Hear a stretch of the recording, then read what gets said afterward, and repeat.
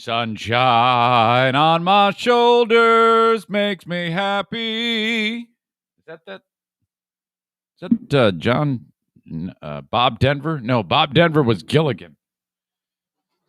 Ever listen to songs by John Denver and you just like Rocky Mountain High, and you just look out into the distance and you expect to see like an eagle flying, and you're just like, oh, God, I'm just so in touch with nature. I love John Denver songs. They make me feel really good. I don't know, that is a true sign that I am getting to this senior citizen level. If you sit around and go, hey, I really like John Denver songs. I was interviewing with Greg and Chris back in the day, football legend Bill Romanowski, who's a maniac. And I think the question was asked, what do you listen to get pumped up before the big game? This is when he played with the Broncos or whatever. Or maybe he was done playing. He's writing some stupid book. Or, I don't know, peddling some ground-up bull testicles you can inject into your body so you can have roid rage. And he's like, oh, yeah. And we're thinking, Motorhead, AC/DC or something like that. And he's like, John Denver, Rocky Mountain High makes me cry before the games. I'm like, what the? Are you serious? Is that true? Holy crap. All right. I'm not going to argue with you. All right. This show comes to you each and every day at about this same time from the Baldwin Ace Hardware Fear Bunker Studio. It is the 27th of April, 2021. I cannot believe we are already almost into May. What? Oh, my God. The Eric Zane Show podcast begins now.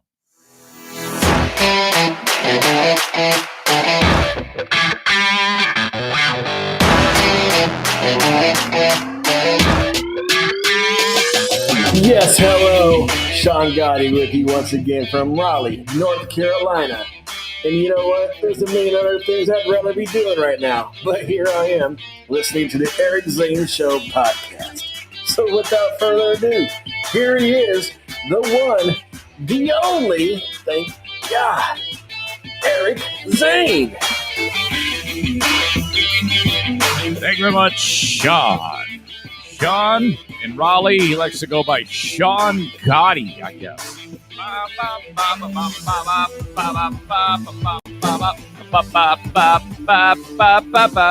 This is a daily podcast where it's news, nonsense, and my personal adventures each and every day of the work week, Monday through Friday, right here. We'll do it live. We'll do it live on Facebook, YouTube, and Twitter. Real quickly, facebook.com/Eric Zane fan page. Please like that page. And then, you'll know when I go live. All these things will help you to be able to process and get the show live. You can comment away on their Facebook, brought to you by Irvine's Auto Repair, Grand Rapids Hybrid, and EV. How about the thing yesterday where, they're hiring? And Megan said, I go, so is that like how much money a person can, it's like 30, I forgot what they pay, like $32 to $40 an hour based on experience. That's like a $66,000 to an $80,000 a year job to work on cars. If that doesn't make a case for you to impress upon young people the importance of skilled trades, I am really, really coming around to the idea of that. I mean, it's just everybody's gone to college. Nobody's there to build the homes or fix the cars or lay the concrete or fix the pipes. Jeez. Yeah, this is what you do. At an early age with your kids, don't even mention college. You like brainwash them that college sucks and only idiots and losers go to college, okay? Maybe even throw a sinister level that the only people who go to college are rapists, men and women. They're all rapists and evil. So that way, this is what you're doing. You brainwash the kid that all people that go to college are losers. Now, what you're doing there is you're setting yourself up for a huge amount of savings. because, the kids are going to get financial aid based on their need. So when the kid applies, which is just basically you're just getting a freaking government subsidized loan. So the kid gets done with school with a massive amount of debt. Hang on, I got to finish this coffee. Drink it if you got it. Okay. Oh, shit. My sign fell. Hang on. We can't have that. We cannot have that. No way. Yeah, so the kid starts off age 22 out of college with, $90,000 in debt. Meanwhile, you've either had to come up with the other half of the tuition out of your pocket, or you have to take a loan too. Okay, great. For the unbelievable cost of college. Yeah, and then they're like sitting around twisting in the wind trying to get an entry-level job to earn $34,000 a year in their first. They're lucky. Meanwhile, the kid who's working in the skilled trades has in that time become a journeyman electrician. He's bringing in $130,000 a year. Holy crap. Just pedal to the metal, crushing it. And, nobody's out any money. No one has any loan. The kids just have been making straight profit. This is what they need to do. They need to impress upon young people that the cool thing to do is not go to college and to become a builder, and teach them how to save money. I was just talking to a friend of mine. He's an attorney named Lou Rabot. He does the color commentary for the Grip. And we were talking about saving money. I go, did anyone in school ever, there could be a whole semester of classwork in high school for saving money. Individual retirement accounts, how a person who doesn't make a lot of money can actually retire very wealthy through the advantage of compounded interest over time. Because, if you sock away $2,000-$3,000 a year from the time you first start making money, all right, you're going to be a millionaire when you retire, okay? I read a stat the other day, and it was I searched it out on the internet, and I don't know how true it is, but I mean, if it's even remotely true, it's freaking scary. I searched in my downtime when I was limo driving. I was sitting there waiting in the parking lot in Kalamazoo, and I wrote number of Americans with zero savings. And what came back was an article that said that 40% of Americans have zero savings for when they get old. And 70% of Americans have less than $1,000. And I went, oh my God, if that's even close to being true, that's really, really scary. Think about that. It makes me think that our society is a house of cards, frankly. Oh, my point is, excuse me, hang on. My point is, I don't recall anyone when I was in high school or middle school or junior high school, anyone actually impressing upon me how to save money, how it works, illustrations of how your wealth can increase exponentially with appropriate long-term saving of your cash. Nobody told me shit. Why? Or did they and I didn't pay attention?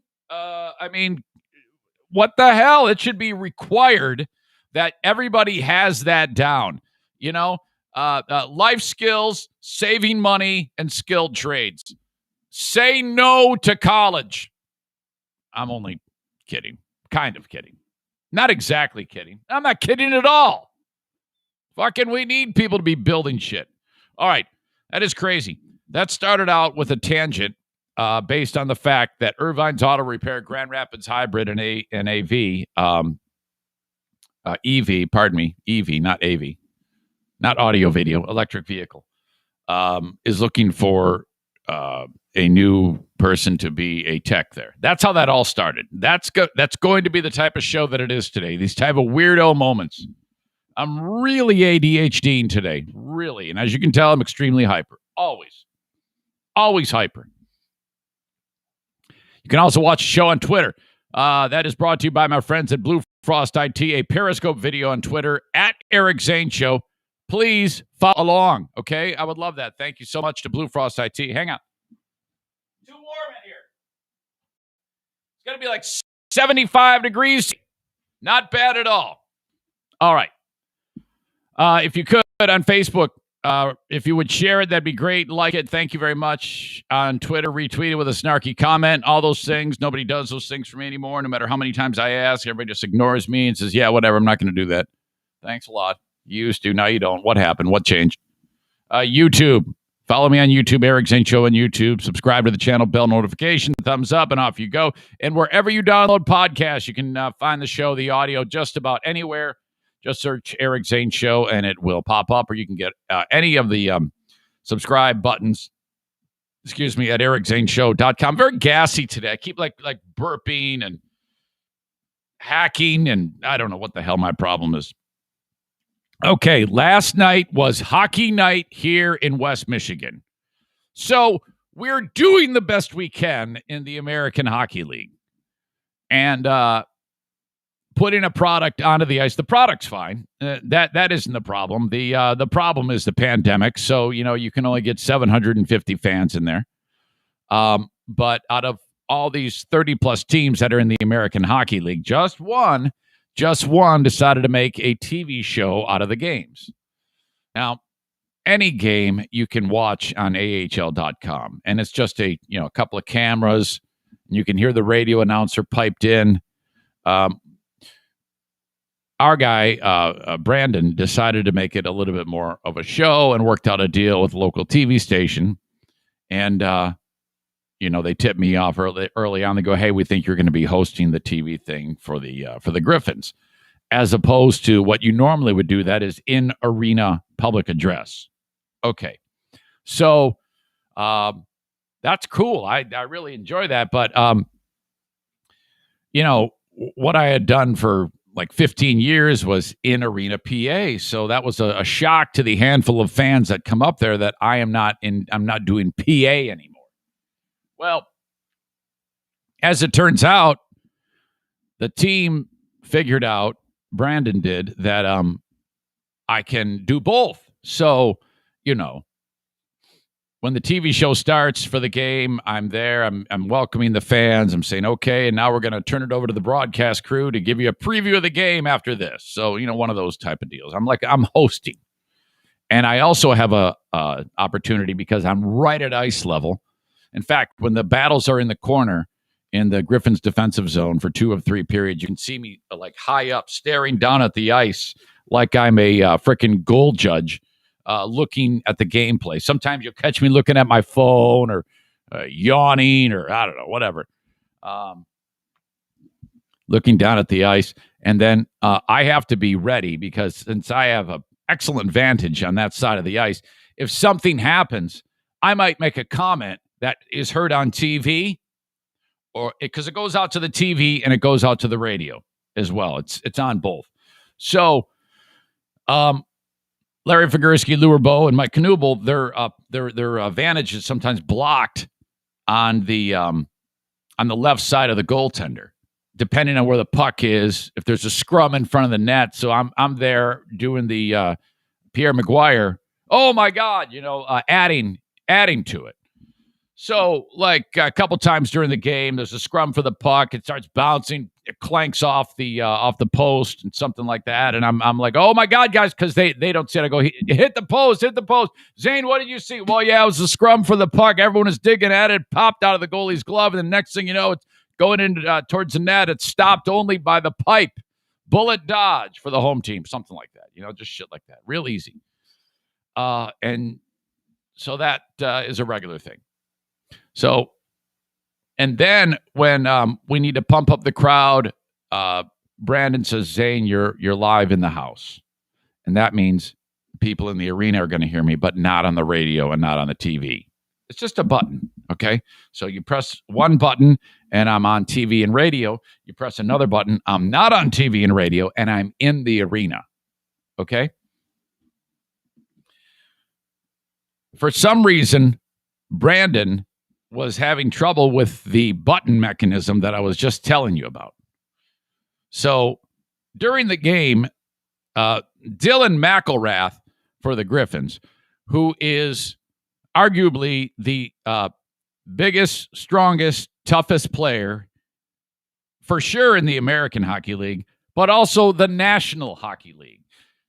It is a bad day if you have balls as big as church bells, if you get in the way of Dylan McElrath or you, God forbid, square off with him in a fight. You are in a really, really bad spot. I don't care who you are in the NHL. I don't care who you are, definitely who you are in the American. Oh, my God. The American Hockey League, they fight more than in the National Hockey League. So, oh, my God. And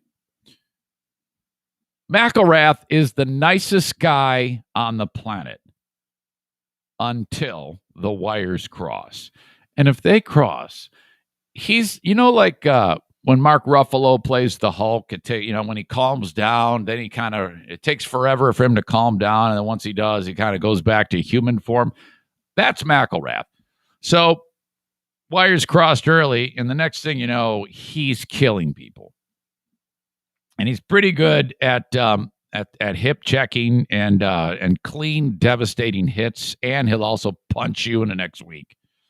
So he keeps drawing penalties, and he winds up in the box. And Chicago is capitalizing. They're a great team. Chicago's kicking the Griffins' ass, and McElrath's getting more and more pissed off. McElrath ended up scoring the only goal for the Griffins on a pretty give and go, and he was on the forehand right in front of the goalie, Bibeau, and then he went forehand, then backhand, and just top shelved it. Actually, a pretty damn good play, good hands on that guy for a big dude. But he's just crushing people. And at one point, he does exactly that, and then I go, oh, he hurt him. He hurt him because the guy he hit for Chicago doesn't know where he is. It's like, oh, he's just laying on the ice after McElrath hit him. And then I realized that when I said he hit him or he hurt him, I could hear a big echo when I said it because, oh, he hurt him. He hurt him.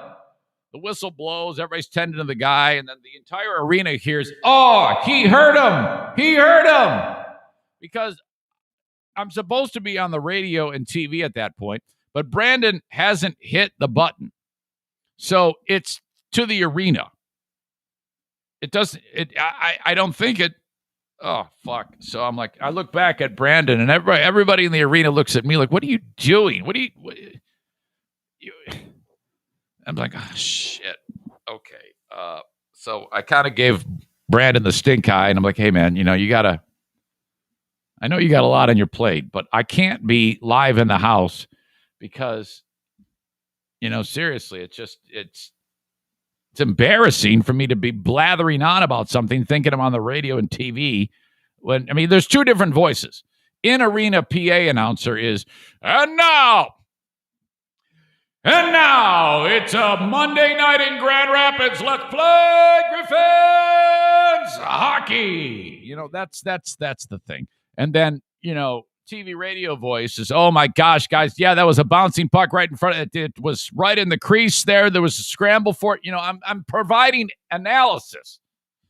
And then sure enough, like 15 minutes later, Larry goes, Zane, what happened there? Our view was blocked. And sure enough, it happens again. Everybody in the arena hears, oh, yeah, Larry, it was a bouncing puck. It was like a Super Bowl there or a Super Ball there. And my God, they were digging at it. And the puck popped up, hit the upright, and just thank God for the post, Larry. This is heard throughout the arena. And I'm like, son of a bitch. This is not good. And then Larry acknowledges it. He goes, Zane, we love you whether you're heard in the house or with us when we're on the radio and TV. And I'm like, oh, my God. And then I actually go, yeah, I wanted to say, yeah, it's all Brandon's fault. Brandon kept screwing that up. And in fact, I should probably get Brandon on the phone right now. I wonder if he's up and around. Brandon is the guy who's in charge of everything, and he needs to be, because everybody was killing me. I was getting emails from audience members. I know Tim reached out to me, and he goes, "Yeah, it's hilarious that you're on in the house, and you're thinking that you're on the radio, doing Eric Zane PA announcer voice. It was like all wonky. There's no chance he's awake right now. I don't know. He has little ones, so he might be. This is the guy who pushes all of the buttons. This is all his fault.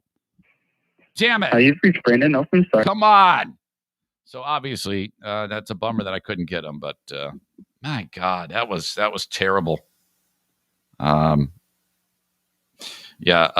Tim D reached out to me, and that because I thought, oh God, please, I hope nobody noticed. You should send all of the incidents that you left your mic on to Carl from WATP for cringe of the week fuck ups. I wrote, oh my God. And I said, believe it or not my fault. Tim follows up, you do an effing awesome job. I know you hear this a lot, but it's worth repeating. Well, that's very, very kind. I appreciate it. But I felt like an idiot. Man. All right. So the boys back at it tomorrow night. Wednesday and Thursday games. Tell you what, when you actually have to watch the hockey game, it's worth repeating. When I would do just PA and didn't have to do in-game commentary if they come to me, I barely watched. I'm so distracted. There's constantly something going on. It's a totally different game, but I'm all by myself. I'm not surrounded by the other off-ice officials. I'm not between the penalty box where the players are coming in and out when they're doing stupid shit. I'm there by myself, and I need to watch, because if I don't know what the fuck is going on in the game, first of all, I can't contribute when Larry comes to me. Second of all, I have to narrate highlight packages during the first and second intermission. So if I don't know names, I don't know what happened, I don't know if then I'd sound like a boom goes the dynamite idiot, which does happen from time to time if I don't know what's going on. But all right. Problem in the middle of the night last night. I told myself when this happened, don't say anything. Don't say anything. It's the middle of the night. She's sound asleep. Well, she kind of was. Don't address this. There was a voice in my head saying, ignore it. Do not bring this up to her right now. This is a terrible idea if you do this. And did I listen to that voice? No, not a bit. This is horrible. I cannot believe that this happened. And I can't believe that it just popped into my brain. So Diana has been having a horrible time with her right shoulder. I've detailed this. She can't even do anything. I mean, like the arm only, the range of motion is very limited, and it is incredible pain if she even gets close to the end of that range of motion, okay? And it reminds us of something that happened years ago, that frozen shoulder, which I've detailed before. For some reason, the thing just stops working, and the body produces a large amount of like scar tissue and limits the mobility because it's all in there. They have to go in and do a forced manipulation of it, which sounds insane. They knock you out, and then they go, and then your shoulder makes a noise similar to what that MMA fighter probably made the other night when he kicked the dude. And then they send you on your way, and you start rehab, and they bust up all the scar tissue. The joint itself can move. It's not damaged. It just has scar tissue. It's just really, really wonky. So they don't know for sure the problem here. So first they tried rehab. That didn't work. And it always drives me crazy. I'm like, why don't you just do an MRI, pay for have insurance pay for the Oh, no, we'd like to try this first. And great. So that didn't work. Then they did the MRI, and this is through an orthopedic. And today is the day that Diana finds out what they found in the MRI. They will find out today if it is frozen shoulder. And they even brought up, and I've mentioned this before, that it could be arthritis. And if that is the case, the shoulder's shot. What happens there is, how like it's like a ball, your shoulder joint, and it fits into like a socket, okay? And it kind of rotates around in there. Well, on the end of the bone, on the ball there, is this fibrous meniscus material, okay? And that's so that it operates smoothly. And then, but arthritis, that all like gets destroyed and pocked. It looks like the surface of the moon, okay? And it's really rough. And then that's where it like clicks and pops and cracks, and it's painful, and it's continues to deteriorate until one day it's bone touching bone, and that's a bummer. So if it's arthritis, they get rid of the shoulder and put a fake one in there. So, we're hoping that is not the case, and we're hoping it's just the frozen shoulder. But last night, I had a thought, and I cannot believe it's taken me this long to think about it. And I got scared. I got scared that Diana has cancer. You're like, wait, what? Now, stay with me here. Diana I hate to announce her age, but she is 54. And I know she robbed the cradle. She was like 22 years old, and I was a freshman in college. And the next thing I know, she's sitting on my face, and it was horrible. No, I'm just kidding.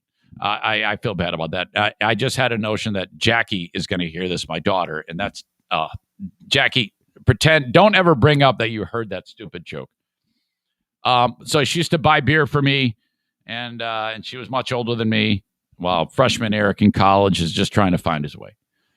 But the reason why I bring this up is because when Diana's mother was in her late 50s, like 57, 58, she had, my knee hurts. My knee hurts. Oh, my God. And so she goes to the doc, and doc says, it's a sprain or whatever. And then she says, I don't know, it feels really strange to me. No, that's what it is. So this goes on and on for weeks and weeks. He sends her to rehab, and then as time passes, she goes to the rehab place, and the guy who's doing the rehab, he goes, just by touching your knee, there's something structurally different than what I can tell. She goes, what do you mean? And he's like, well, I feel something there. And it's just he's just touching it with his hands. Something is wrong. There is something here that needs to be looked at by a doctor. So she goes back to the doc, and he goes, nope, it's nothing. It's nothing. Takes an x-ray. It reveals nothing. She goes back to the rehab place, and he's like, no, I demand something further happen. If you want, so there's a dialogue between the rehab guy and the doctor. And the doctor goes, you're crazy. Yeah, like I'm going to take this shit from a stupid guy who's supposed to teach you exercises. He was like a real arrogant doctor. I'll never forget it. And so finally, we bitched enough. This doctor said, okay, fine. You can, well, I'll refer you to get an MRI. Well, we got the MRI, and it's cancer. Enormous, like when you were a kid, you got one of those little tiny souvenir footballs. That's what they describe the plastic. That's what they just said. They described the size of the tumor in her leg, and it was a rapidly growing tumor called a soft tissue sarcoma in the joint. And since it was detected so late, it had really wrapped itself around the sciatic nerve in the back of the leg there. And so that destroyed the use of the leg. and they couldn't really get it all because it was really, it was almost like a root system. It was horrible. So then they do all sorts of radiation and chemotherapy. And then it had, of course, metastasized in her lungs. It was an awful, awful thing. It killed her. We even looked into suing the son of a bitch. And you know how like the docs don't ever like testify against other docs. It was ugly. Nothing ever came of it. So that was that. So this all popped into my brain last night. And I had now it's probably not.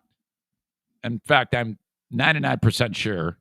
I'm 99.99999% sure it's not, because it has all the symptoms of frozen shoulder. But in my head, I convinced myself this problem. Okay, so you can imagine. Now, it's one thing if I think it, but at 2 a.m, I'm like, don't say anything. Just keep your mouth shut. The doctor's appointment is today. It's not like it's going to do any good if you bring this up right now. So just be quiet. But I'm like flip-flopping in the bed, and I'm anxious. And she's like, what are you doing? I'm like, nothing. Yeah, just getting ready to fall right back asleep. No big deal. Oh, okay. I'm rolling, tossing, and turning. Like 5 minutes turns to 15 minutes, turns to half an hour. I'm like, shit. Oh, my God. And the mind is such a why do our brains do this to us? Why do they try? It's like there's something in there that just wants to ruin your day or night. And it's like, hey, asshole. Yeah. It's me again. Yeah, I know. Oh my God. She's got so much cancer, it's unbelievable. No, she doesn't. Stop it. What the fuck is wrong with you? Oh, you know it. And it's all your fault. Mine? First of all, she doesn't. How do you know? Yeah, fuck you. Look, it's everywhere, and it's all your fault because you didn't think of it before. Way to go, asshole. You fucked everything up again. You're such an asshole. No wonder why no one wants to work with you. You're either pissing them off or giving them cancer. This is your fault. She doesn't have cancer. Yeah, so you say. We're going to find out soon enough, and then I'm going to rub your nose in cancer shit, asshole. Fuck you. Sleep good. So I'm like, fuck. I go, honey. And I brought it up. I said, hey, so I'm worried. Why? About your shoulder. Yeah, it's fine. Nah, I don't know. What do you mean? Yeah. What if it's what your mom had, the soft tissue sarcoma in the knee joint? What, it's just manifested in your shoulder? Have you thought of that? And I'm having this discussion at 2:30 in the morning. Well, no, I hadn't thought about it. And she said all the things that I didn't want to hear. And I don't know where I thought that would go. I mean, what did I expect would happen? Oh, that's good news. Yeah. Oh, yeah. Hey, that's no problem. Yeah. And so the only reason why I brought it up is because I wanted her to say to me, oh, no, you're silly. But she didn't do that at all. She goes, well, I hadn't thought of that. But now and so now she's a fucking wake.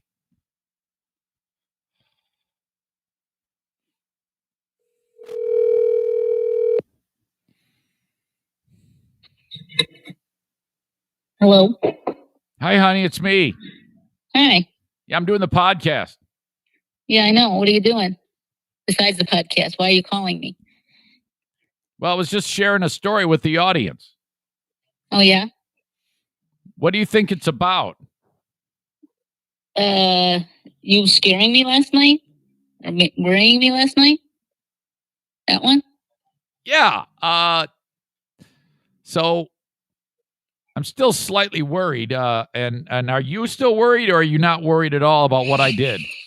No, I'm not worried. But you kind of worried me when you were stupid last night. I don't know what I expected to happen. I don't know why I did that. I'm so sorry. I feel so bad about that. I mean, it's not, for some reason, I thought that if I brought it up to you, you would just say, no, you're an idiot. Go back to bed. That's 'Cause, what yeah. that's what I was hoping you would say. That's why I Yeah, but did that. you know I'm not like that. I get worried easy. Oh my God. So it's not, right? I mean, you're okay? Yeah, I'm fine now. No, I mean, it's not cancer, is it? No. God. It's just a show because, well, if they would have seen something, they would have called you right away, right? Or unless they. I would assume they would. I don't know. Oh my God, I'm still really worried about this. Oh my God. Yeah. Stop. Okay. All right. So you're being stupid. Yeah. So everything. What time is the appointment? Like 11 o'clock, 11:30? You said. Yeah. 11:20. Okay. All right. Well, I should probably go to that. No, you don't need to go. I can just tell you what it. No. What time is it at? No, you can't go because Jackie's going, and you can't have more than two people. Well, then I'll wait in the waiting room. No, you're not going. No, I am too going. No, you're not. I'm absolutely There's going. no reason for you to go. I can just call you on the way home. Bullshit. It's a free country. What if there's something really terrible that's happened? I can't. No way. No, I'm gonna. There's no way I can't do this. You can't. And why the hell is Jackie going? Because I told you why she's going. Because she wants to try and make a sale. Oh, okay. So yeah. That's gonna be weird. Yeah. Okay. Well, I'll talk to you more about this when I get done. This is I cannot believe that all happened. I got into my own head. Could you sense that something was wrong? I mean, how did it go on your end? Well, I was kind of asleep, and then you kind of got agitated with me because I was kind of restless. And I said, "Well, I can't help it. My shoulder hurts all the time. I can't get comfortable." And then you're like, "Well, what if it's not something bad? Is it like your mom?" Like, but first of all, it was my mom's leg, not her shoulder. I know, but I thought soft tissue sarcoma can start in it's similar tissue in the shoulder joint. That's why I had that problem. Yeah. Can you imagine if they have to hack off your arm at the shoulder and you go through life like Captain Hook? That would be bad because I'm right-handed. I'd have to learn how to write left-handed and do everything left-handed. Although lately I have been doing most things left-handed. Except for right, because it hurts. You'd be like my pal, marathoner Henry Hoffman in Grand Rapids. He runs around with one arm. He runs in a circle. He runs in a circle. Yeah. Okay. All right. That's it. I'm sorry I bothered you. That's okay. Did you hear Daisy? She decided to stay down here with me. Yeah, I can hear her snoring. I can hear her snoring. Yeah. Okay. What's Kevy doing? Watching the news. Yeah. Yeah. Okay. All right. I love you. All right. I'll see you soon. Okay. All right. Bye. I haven't even dared look at the comments yet. They're all going to say, "You asshole. Way to go. Stupid idiot." Man. Oh, man. Tyler says she's bringing Jackie because she knows she's more level-headed than Eric. That's true. Adam says, answering the question of what's Kevy doing, Adam wrote, having breakfast, hams and eggs. No. He does not, he doesn't drink the hams till nighttime. About 7 o'clock. That's when he pounds the hams.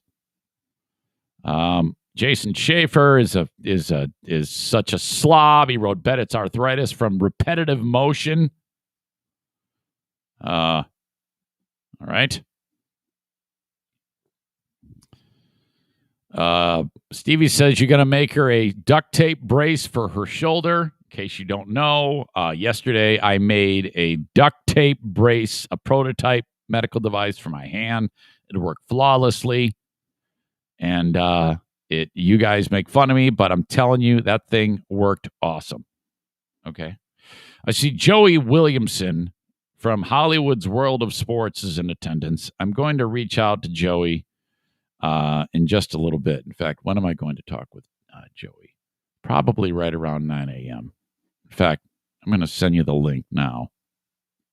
Don't join quite yet. I'll give you a heads up. What I'm going to do, Joey, is I'm going to send you a link to join me on this live stream. So we're going to see your beautiful face with your horrible haircut. And then all you do is click on it, leave your name, and I will see that you've joined me. And I think you've done this with me before. I think you've done it more than once. All right. So I sent that. But don't click on it yet. Because there was this crazy thing that went on, a lawsuit that a lot of people were hoping that it would reach the Supreme Court. Okay. And it's a bunch of pro wrestlers who are saying, hey, man, we need relief. And the Supreme Court really is faced with a lot of stupidity because they have to hear that case about that brat cheerleader who said F cheer, F school, F softball. And then the school said, yeah, you signed a conduct agreement when you signed up to be a cheerleader. So now you can't cheer for a year because you did that. Actions have consequences. And her enabling asshole parents said, well, we're going to sue. We're going to sue. It was off school. That was on social media. You can't do shit to our daughter, to our precious angel. So we filed a lawsuit. You can't punish people when they act like assholes. This is America, okay? If you fuck up and you have to pay the price, you have to sue. That's what we do now. You don't actually pay the price. You get rewarded for asshole-ish behavior. So this dickhead dad and dickhead mom sue for the little bitch to be able to cheer. And so now it's been an appeals court was like, oh no, you have to reinstate her. Yeah, or after they sued, they said you have to reinstate her. You have to do that. She should be able to say whatever she wants. And then another court said, no. So it's been going back and forth. And then now they're saying that the Supreme Court needs to rule against this brat, because if they don't rule against this fucking brat, what that will do is that will clear the path for asshole kids to say whatever they want about other kids and bully them and treat them like shit and all this other stuff. And then so the free speech people are getting involved, and it's like, oh my God, what would also work great here? If you shitty parents actually talk to your kids about what's right and what's wrong instead of enabling them like these assholes did. What a bunch of bullshit. Oh, my God. So the reason why that comes up is because the Supreme Court has been petitioned to hear another court case involving these pro wrestlers. And so it's really crazy. And Joey Williamson is, well, my God, he is wound up about this. I'm sure he has an opinion, and I'll get to him. And it's always good to hear from him because he's freaking sweet. Okay. The open of this show and the live stream happening right now. And before I get to who it's brought to you by, I want to remind you that I would love you to have an Eric Zane Show podcast t-shirt. I have 9 different designs to choose from, 27 different colors for t-shirts, and numerous styles of t-shirts, like if you wear a ringer tee or a V-neck, if you're one of those dummies who wears those, or just a standard tee, ladies' cuts, not to mention long sleeve, crew sweatshirts, hoodies, and coffee mugs, a ton of other different merchandise. Stickers are there too, all at ericzaneshow.com when you click on merch. Thank you very much. Got my jugs of oil, got my little filter wrench, got my filter from my friends at JM Synthetics. I reached out to Jason Mays. That was an easy process, and it's as simple as this. You go to jmsynthetics.com, pick out what you're going to get, and then you give him a phone call, 616-747-0233. I know you at conventional wisdom would think, well, I just ordered right there. Yeah, that's true. You can. But you see, I want it to be the best scenario for Jason at JM Synthetics. So if you do it this way, you call him and tell him, hey, I need this, this, and this. He orders it, and then you get it. Okay, but that helps him out the most, is what I'm getting at. 616-747-0233. So go to jmsynthetics.com, pick out what you want, call Jason, and off you go. I ordered the oil because for the embellisher, it's the type of job that I can actually, I think, do it. We will see. Time will tell if I can pull this off. Now, I normally take all the other cars in the house, or I will, to Irvine's Auto Repair Grand Rapids Hybrid, but I at least want to try the DIY thing once with the truck. So that's why I called upon Jason Mays from JM Synthetics. If you are in hillbilly MAGA country near Ionia Outdoors, head into there. And they have a display of AMSOIL products there. That's all Jason's. Buy it there if you are in that neighborhood. Okay. JM Synthetics at Ionia Outdoors, 616-747-0233. Meanwhile, also in the area of Ionia Outdoors, the other Saranac shit kicker business, BK Guns and Stuff, 616-902-2447, or check out their Facebook page, the letter B, the letter K, Guns, the letter N, Stuff. Okay, BK Guns and Stuff. If you go to my website, ericzaneshow.com, click on their logo in one of the two sponsor scrolls, you will get to their Facebook page, and you'll be able to get any information about what they do. The gunsmith of the Eric Zane Show podcast. If the gun's messed up, it needs service, cleaning, refurbishing, customization, they do it all at BK Guns and Stuff. Thank you. They are awesome. Okay. What I have here involves screen sharing, and I'm going to show it to you, and it is absolutely awesome. My God. Make sure I got this here. Okay. Thank you to Dirk for sending this along. What we're talking about is looks like a big-ass hockey fight in one of the terminals of the Miami International Airport. And there's a lot of things about this brawl that I need to talk about before I actually get into it. Okay. First of all, it's the level of calm by the spectators that are watching this fight. So there's a lady seated right here. She is, you can't really see much in this still image, but to her right where this lady in the black is, or dude in the black pants and top is, there's a fight going on. And to her left, there's also a fight out of the frame. You will see it all. But it's like a line brawl at a hockey game. And she's just sitting there videoing. And all these people in the background, you can just see their grainy shapes. They're all shooting video too. And of course, from the perspective of the camera that we're actually getting the video on, that person is shooting video. And not one person in there is interested in any way in actually stopping this fight, okay? And it's just, wow. It is, it's the type of fight that happens when, like sometimes you'll see a fight where one person is getting pounded and like two or three are like stomping the guy with their feet because they're actually, in this fight, you see guys, there was a classic fight back in the day when Muhammad Ali fought Joe Foreman called the Rumble in the Jungle. And Ali just leaned against the ropes and covered up his head. And George Foreman at one point was so tired, his punches were just like really, he was exhausted. He could barely lift his arms. He was so pooped.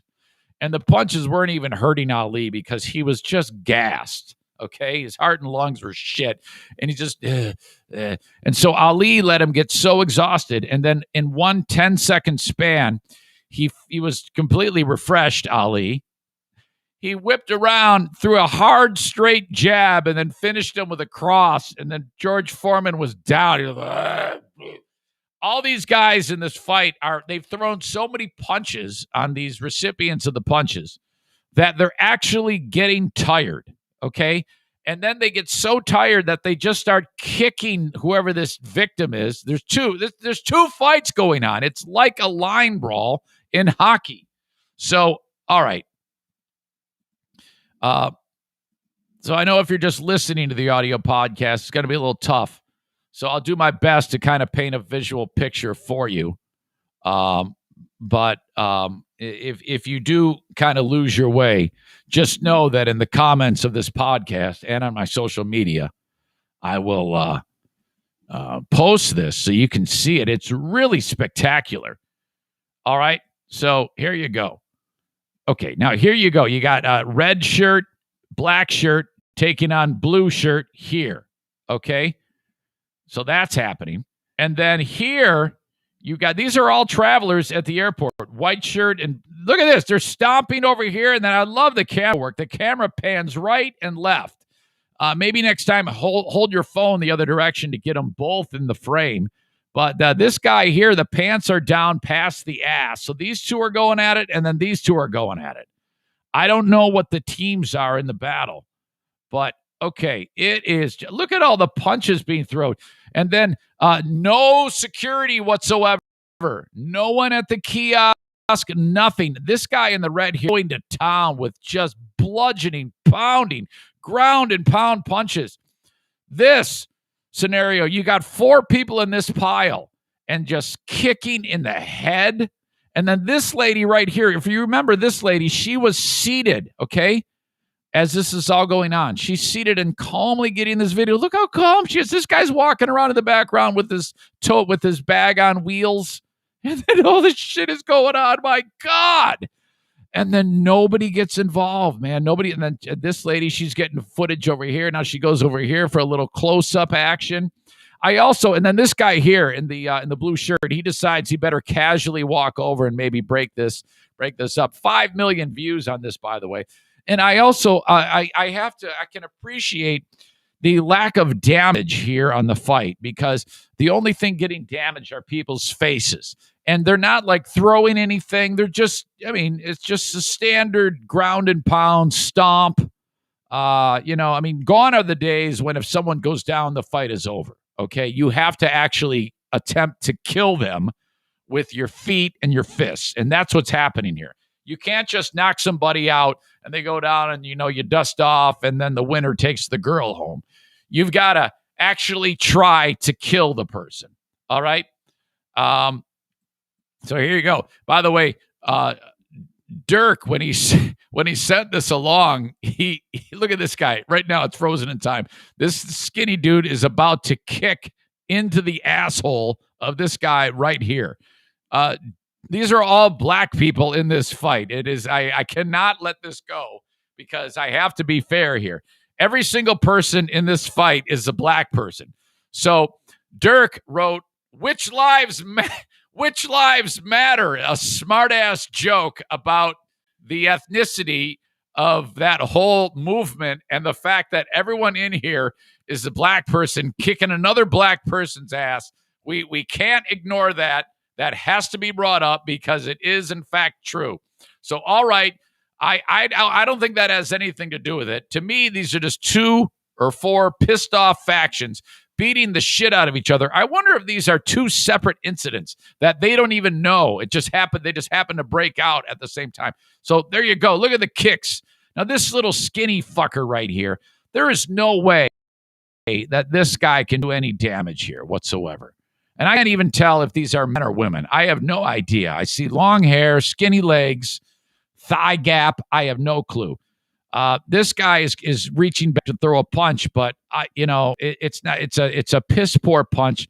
Look at this guy, black with the gray pants. He's exhausted. He has to walk away.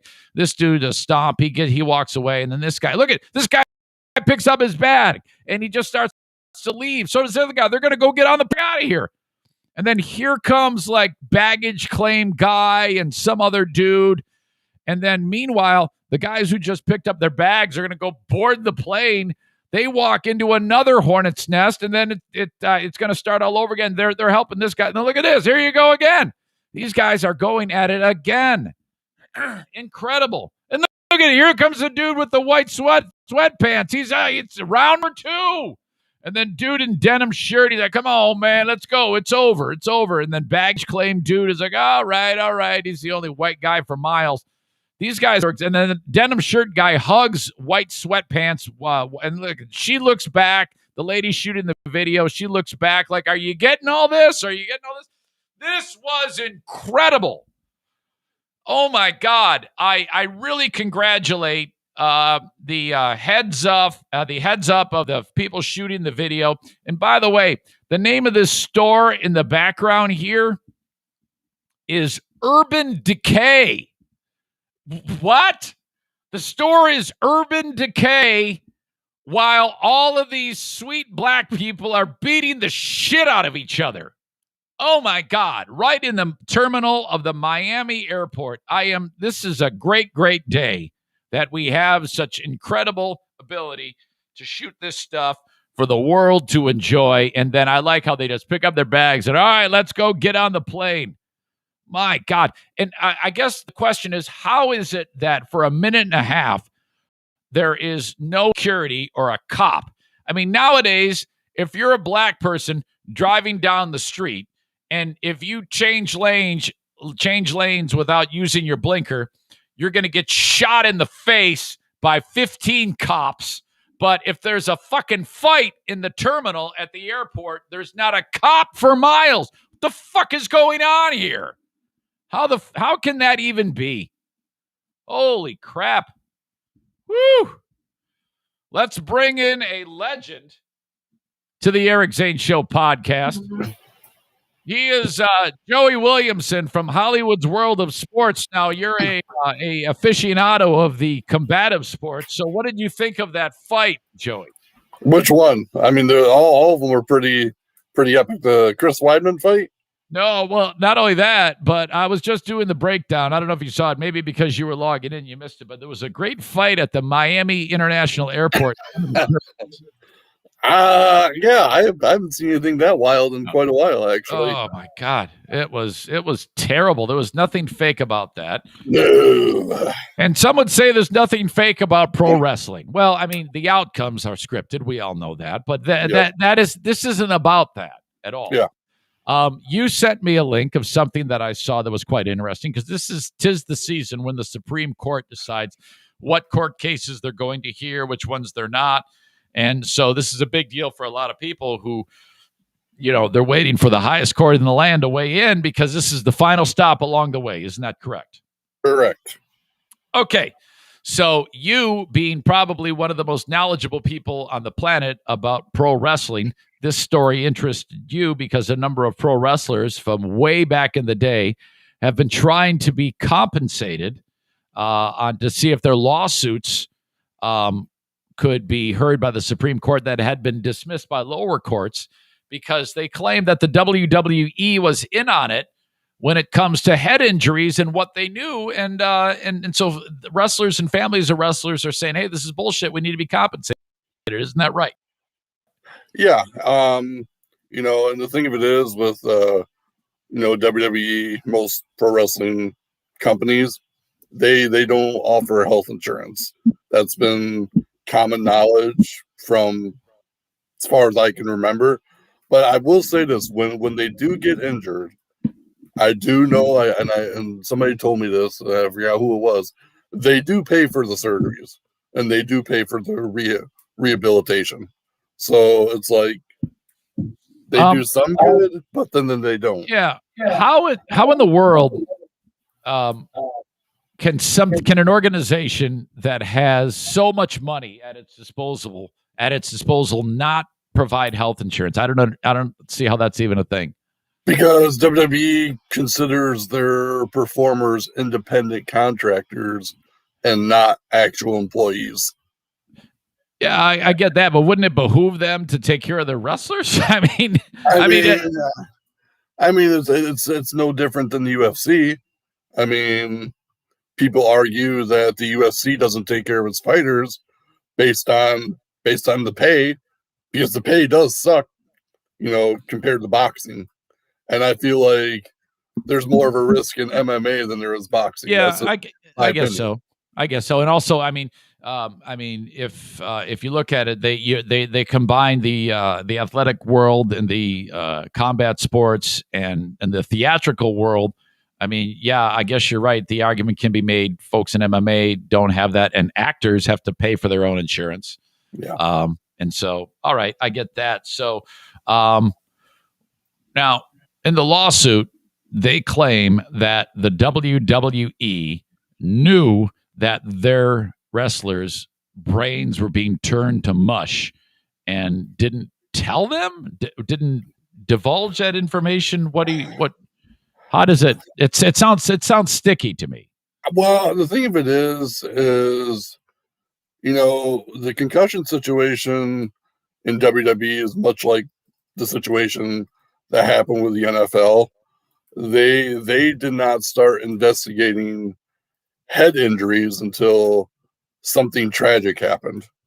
Like, you saw these NFL players dying, and they're like, okay, something's not right here.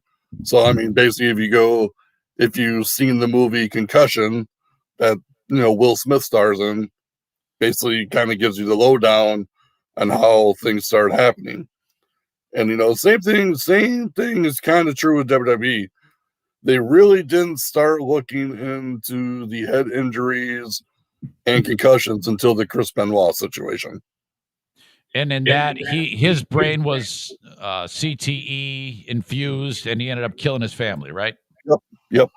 And that really, honestly, that whole situation almost brought the pro wrestling business like completely down. Really? Like, it was bad. Like, I kid you not. Like, I don't watch Fox News or CNN News or any of that BS. I don't have time for it. But when that whole situation with Benoit happened, literally, like, Nancy Grace, who I can't stand, she was on TV every other night for like a month saying that wrestling should be shut down and wrestling doesn't take care of its people. And so it's like, when you start getting the mainstream media involved like that, you're going to have pressure put on you. And so they have started looking at things a lot more. Now, in this news story, the Supreme Court has declined to hear wrestlers' brain damage cases against the organization. Do you think that's right? Well, I was going through the names of them because I was curious on how many people were involved. And there's a lot of wrestlers involved. I actually sent you the link. Yeah, I'm looking at it right now. I see it. I see the names that people would remember most are Road Warrior Animal.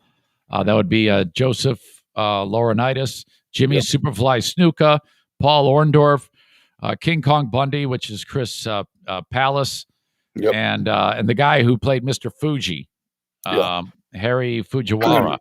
Well, here's the thing, and like I respect and I love the pro wrestling business, but how are you going to have a lawsuit with certain people on this list when there are certain people on this list that are still wrestling?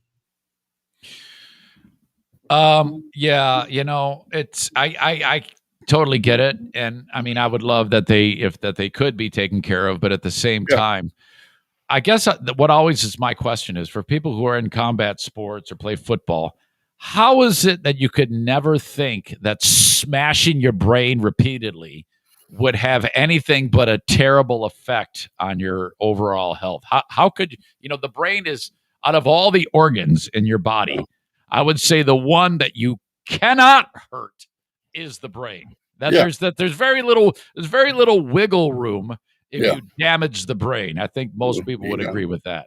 Yeah. So to me, I get it, because these guys and these gals, I mean, they put themselves through hell in the late 80s, early 90s. So I get where they feel like they need to be compensated. But like I said, at the same time, there's a good chunk of people on that list that are still wrestling actively. And how are you going to come to me and tell me that you should be compensated and you're blaming a company for something when you're still going out and doing that same exact thing? Yep. And so I think if, I'll be honest with you, I think if it was just the wrestlers who have died or aren't actively wrestling anymore, I honestly think it would have been taken more seriously. In addition, if you think about it, when a wrestler starts to wrestle in a match, and if they take a big bump and their head is hurt, that wrestler is no one's going to jump in the ring and say, time out, let's check your head. If you think about wrestling, of all of the activities that a person could do, you're not going to be checked till after the match. So you untrue now. Yes, they have in the last several years. They have stopped the matches if somebody gets legitimately injured. Oh my God! But what if a wrestler experiences the stars, but no one can tell that they're hurt? You know what I mean? That's why the medical staff is right at ringside now. Okay, so they could, even if it's a bump that only the wrestler can tell that something is wrong. Yeah. Then he might continue the match, right? Yeah, but like if you can tell, if a doctor can tell they have that glazed look over their eyes, I mean, you can see them come right into the corner and start talking to the performer, or like, "Are you okay? You know, where you at?" Right. So you can clearly see that, like, there's communication there. I'm sorry. Go ahead. Like back in the day, if you have a concussion, like they improvised until you got your senses back, and the match continued. But that doesn't happen anymore.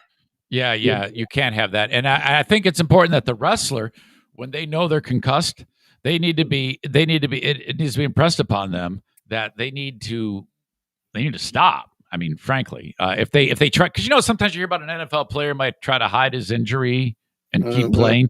If the wrestler's in a championship match, he might feel pressure to keep going. He would need to focus on not, in order to, because otherwise you run the risk of getting CTE in life, and then you're freaking shooting up a grocery store or something like that.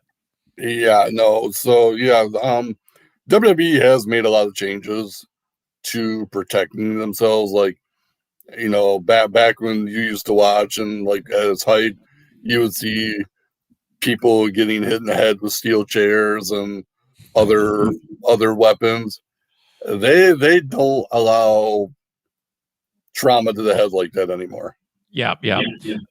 Patriot Nick says, of course, Jimmy Superfly Snuka's family is going to claim brain damage. Dude had a manslaughter case thrown out due to dementia, but most of the people think he's guilty. Any thoughts on that? I watched, it's funny, I think I brought this up to you last time, one of the last times we talked.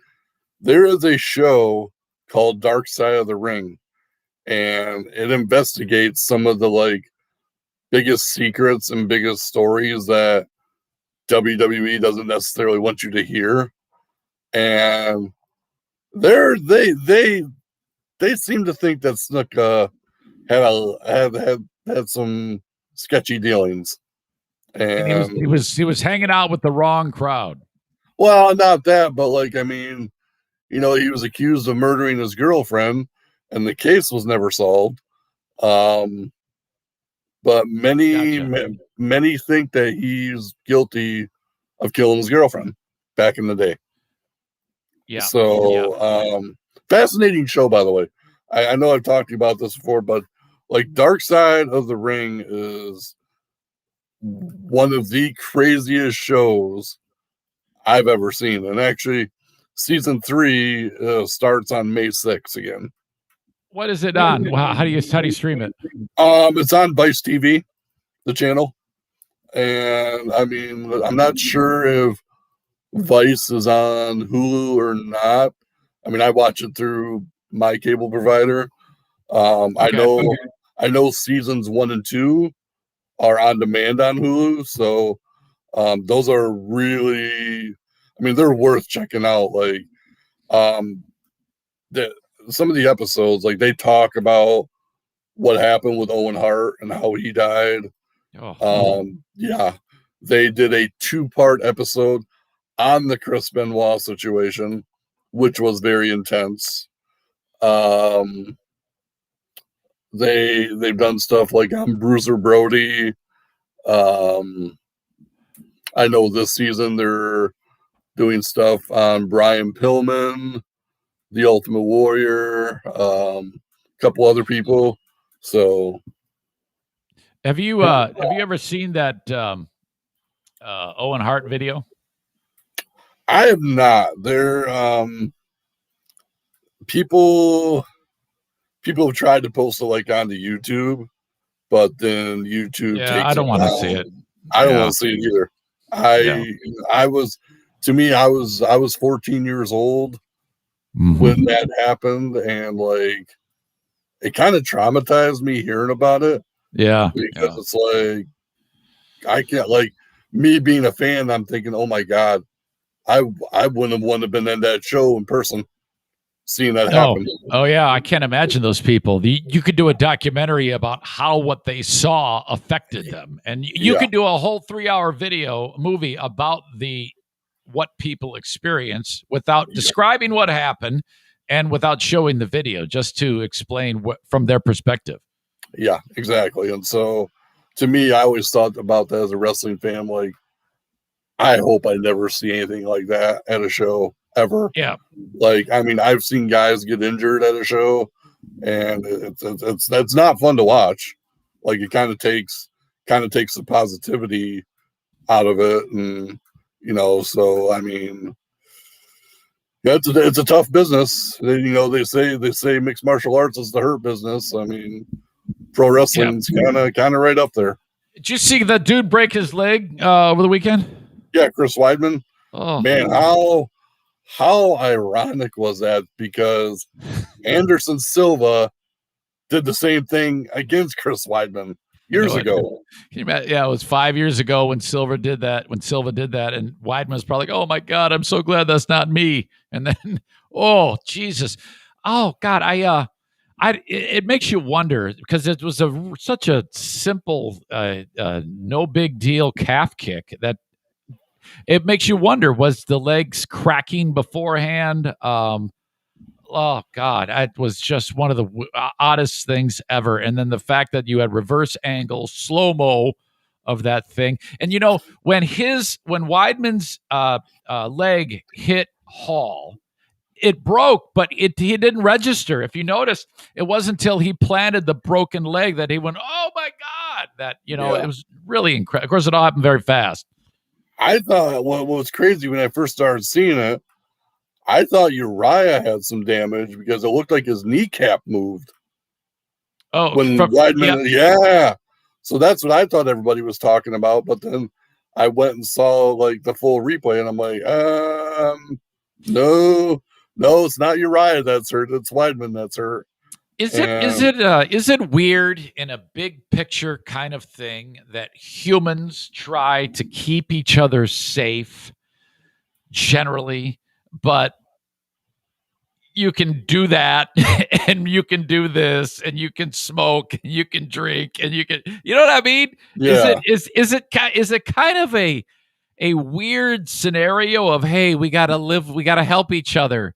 Wear your mask. Let's watch this guy's leg break in half. It's a little strange to me. It is strange. Like, I don't know if like Chris Weidman will ever be the same. Like, if you think about it, like once that happened to Anderson Silva, like he was never the same after that. He did fight again later. Oh yeah. He fought as recent as last year. Oh my God, I would never be able to. So Anderson Silva kept fighting after that. He recovered. He kept fighting. The idea that that if you swung that leg again and made impact, that your leg could fly off would be in the back of my mind the whole time. I think I lost you. Click the link. Do it again. Oh, he dropped out. Hold on, I'll bring him back. I got you back. I don't know if that was you or that was me. I don't know. It happens from time to time, technology. But the idea that if you threw that leg again and then the impact, I would be afraid that it would break again or fall off. Yeah. Hey, I want to look at your website really quick. So on Hollywood's World of Sports, Hollywood'sWorldOfSports.com, you blog, you have comments, you post videos. Look at all these sponsors and affiliates. You are just crushing it. I am so proud of you. You're doing a great job. Yeah, I mean, and honestly, the word sponsor looks good. Now, I'll be honest, they're just friends' businesses that I support. That's okay. That's okay. They like to spread the word about you, and I know you do a lot of writing on various things, wrestling and other things as well. It's not just wrestling, correct? Yeah, like the blog that you're looking at now is, mainly wrestling based, but like my YouTube channel, I talk about a lot of different sports topics. Like, I just, for some reason, it's kind of weird for me. Like, I feel like I can write about wrestling really, really well, but then when it comes to other sports, I feel like I have to be more vocal about what I'm talking about. Sure. It's just I don't know how that worked out, but I feel like I can describe what's going on in wrestling through my writing better than I can in audio. But then, like, when it comes to sports like baseball, bowling, NASCAR, football, I feel like I vocalize that better. So it's kind of a weird balance. Yeah. Yep. All right. Well, look, man, and plus you're damn sexy doing it, so everybody loves that. It keeps the ladies happy. That's oh, dude. Hey, pro wrestling is finally back in West Michigan. Yeah, I saw you took a picture with Go Josh Pettinger. Was that is that what was going on there? Yeah, so the pro wrestling promotion I was at it's called Independence Pro Wrestling, and they are based out of Kalamazoo, Michigan.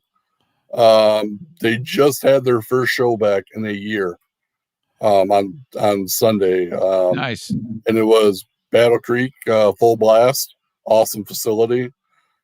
And Josh has done pro wrestling, ring announcing for quite a while. And so I didn't even expect to see him there because I figured something. I want to go. I'm all in. I want to go. I want to get Zaniacs out there. I want to attend this. So the next show is in Paw Paw on May 8th, but we are working on getting stuff in the Grand Rapids area. Okay, well, that's close enough. It's not that far away. Hell, what the, I mean, that's good. All right, well, I enjoy that, and that sounds like a lot of fun. And dude, it is, and they're being safe about it. They're making people wear masks. The seats are spread out, so I mean, they are being safe about it. And at this point, I don't know if anybody even cares. Yeah. well, I think the wrestlers care because, independent wrestlers don't make a lot of money on the local scene. And so, like, if one of them were to get sick, that would hurt them badly. Yeah. So, yeah. Well, so for the wrestlers, for sure. I'm sure the rest of the fans, I'm sure all the fans there were wearing their masks and being I'm sure. They were. I was there. Yeah. I saw you, though, in the picture with Josh, and the mask. My mask fell down. It was not. This is how it was. It was like this. It wasn't even on your nose. You are so full of crap. This is how it was. This was Joey's mask. It looked like a beard. No. His mouth and Josh was wearing his mask normally, but you weren't because you're an idiot. Oh, whatever. Whatever, Zane. Whatever. All right, Joey. Well, it's really good talking to you, man. All right. You too, buddy. Yep. All right. We'll kick it later down the road. For sure. There you go. Joey freaking Williamson. Ladies, he's not available, so just get that notion out of your mind. Not happening. Thank you, Joey. I appreciate that. All right. The Mario Flores Lakeshore team of Van Dyke Mortgage says, "Hey man, reach out to Mario if you're thinking about that. You need a mortgage. 231-332-6505 for the Mario Flores Lakeshore team of Van Dyke Mortgage. You can get an interest rate damn near, well, definitely in the twos. But this isn't going to last forever with these low interest rates. Okay, the market is going to adjust. It is going to change. So right now is an absolutely awesome time to get a refi. Okay, so I've been stressing this. If you're willing to part with $300 or $400 a month, maybe a little more, maybe a little less, if you can swing that, why not convert your 30-year to a 15 and just hack off tens of thousands of dollars in interest paid? Okay, you got to look at this big picture. I mean, for me, if I did a refi now on a 30-year loan, that's a horrible thing because I don't want to be 80 and still paying off my freaking house. So that it might be a good idea for you to get into a 15-year loan. All right. And when you do get into a 15, you're going to get the lowest interest rate possible. If you've got great credit, you're going to knock a point to a point and a half off of the nut that you're paying right now. So look into that. You should always look into getting a refi every couple of years. And Mario is a guy who you want to call for more information about that. The Mario Flores Lakeshore team of Van Dyke Mortgage. Check them out online. If you go to my website, ericzaneshow.com, and then click on Mario's emerald green logo, NMLS number 3035, it'll take you right to his website. Okay, month of May, fast approaching. You've got classes for CPL training from Prince Arming right around the corner. Prince Arming, online at princearming.com if you are in West Michigan. Pistol training to carry that thing concealed is what you need. You got to take the class, so you don't even need to own a gun. You don't have to have anything. Just drop $125 into Steve Prince's bucket, and then he's going to teach you all you need to know. It's about 7 to 8 hours of coursework along with range time spread out over 2 days in most cases. Like you'll get a Wednesday, Saturday deal or a Monday, Thursday deal with Prince Arming. Okay, call up Steve at 616-204-1705 or go to princearming.com or click on his logo at ericzaneshow.com. All right. You heard about what was that in Louisville, Kentucky, where Breonna Taylor, that was a big no-knock thing where the cops just burst into the door. They're, hey, my God, we're looking for this guy. And they're like, hey, that's no one here, and I'm going to shoot you because you're in my home. And then next thing you know, it was a big gunfight breaking out, and she, innocent bystander, well, both of them innocent actually, gets shot. She gets killed. The world gets turned upside down, and here we are. This isn't quite like that, but it is fucked. In a lot of ways, it's even worse, and it's a flat-out miracle no one is dead. This comes to us from one of my new favorite sources. Scoop Nashville is the publication. It's kind of like an off-the-beaten path news organization. 105,000 people like this page. And the writing of how they describe their articles is, or how they describe their articles and their writing is just fucking great. Dirk sent this along, who still keeps a hand on Nashville news because he used to live there. But boy, Dirk, yesterday, he spent the day just bugging the shit out of me and annoying me. Damn it. And in some cases, he was even right. I did a story yesterday on the Patreon about a lady who got eaten by a snake. And he said, this is an old story. I said, no, it's not. Look, because the story that I said was dated yesterday. And he goes, no, you got to click on the links within the story. And I'm like, well, since when? Why do I have to do that? Well, you click on it and it goes, Yahoo posted it as a new news story. It was so not my fault. And fucking Dirk was suspicious that it was an old story, and he was right. It's like 3 years old, and I feel like an asshole. So he was bugging the hell out of me. But in this, he did not bug me.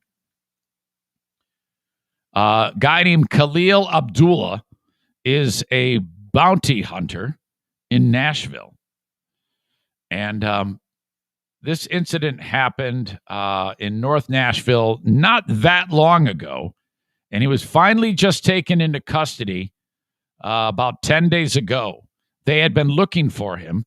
Not only was he in trouble for what I'm about to describe, but he had other outstanding warrants on him. You ever notice that people who are bounty hunters, there's always just seems to be a high degree of a scuzz to any bounty hunter.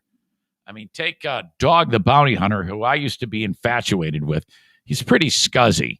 And then there's also there's a show on I forgot what network it is. You see these bounty hunters, the guys with the fucking paintball guns. They walk around with paintball guns, and they're like, "All right, hold it." And you're like, "Oh, well, why? Why would I? How could you be intimidated?" And then it's really crazy because on that show, the bounty hunter is like tough talking the bad guys, and the bad guys realize that they're paintball guns, and the bad guys just kind of like, walk away. And then the bounty hunter's like, "Oh yeah," and they like shoot him with paintballs, and it's like the dumbest thing ever. But anyway, that was not the case in this incident because this guy had real guns, and I guess that's okay. I have no idea.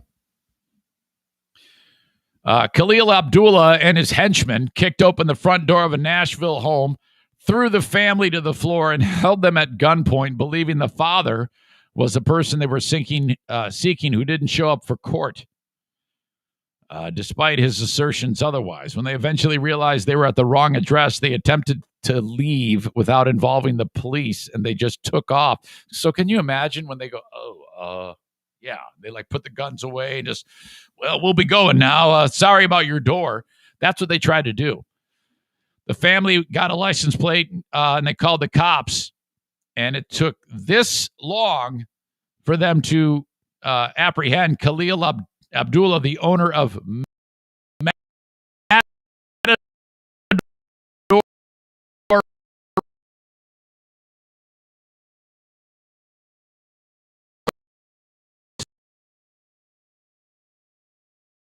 reveal that 3 bounty hunters surrounded a home on Westchester Drive that night, knocked on the door. "Hey, is Tavares here?" Guy opened the door. "Hey, yeah, can I help you?" "Hey, is Tavares here?" And the guy said, "Yeah, there's no one here by that name. Sorry." And the guy closed the door. Well, that's all this dummy needed. And then he just put a boot to the door and kicked it in. And the guy who answered the door was like, "What the fuck is going on?" So Khalil throws this guy to the ground and pulls out his pistol and aims it at the guy's head. At this point, another guy comes down the steps and he's like, "Wait, what's going on?" And he goes, "Yeah, we're looking for Tavares. You're lying. You are Tavares. I'm taking you in. I'm going to go get the bounty or whatever the fuck. I don't even know how it works." He says, "No, man, you got the wrong dude." A young kid comes down the steps and they grabbed him and threw him down, the kid, and pointed the gun at his head. Eventually, these idiots realized that they were at the wrong address and just took off. They called the cops, and the police were like, "All right, we're on it." And it took a little bit of time. They ended up catching the dummy. This publication, Scoop Nashville, says we reached out to Abdullah prior to publication, and he would only provide juvenile responses to questions. So he would ask them, they would ask him a question. He would respond with "your mom."